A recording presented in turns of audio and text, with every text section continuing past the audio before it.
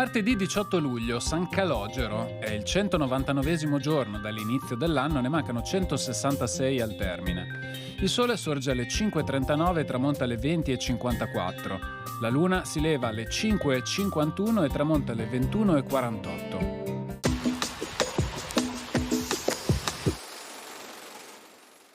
Solennemente inaugurato il nuovo ponte di Rialto. I lavori erano iniziati il 9 giugno dell'anno precedente sotto la direzione di Andrea da Ponte, che l'aveva anche in parte ideato.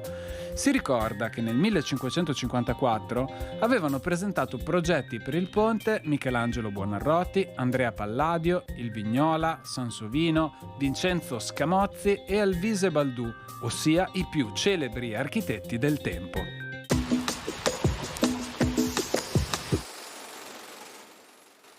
Le previsioni per domani.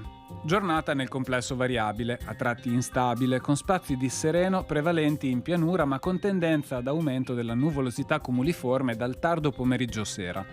Precipitazioni. Nella notte fino alle primissime ore del mattino non si escludono locali rovesci e temporali sui settori dolomitici più settentrionali, in seguito assenti in mattinata. Dalle ore centrali, nuovo aumento della probabilità di rovesci o temporali da locali a temporaneamente sparsi, inizialmente sulle zone montane e in parte sulle zone pedemontane. Poi, dal tardo pomeriggio sera, la probabilità di qualche fenomeno interesserà anche la pianura.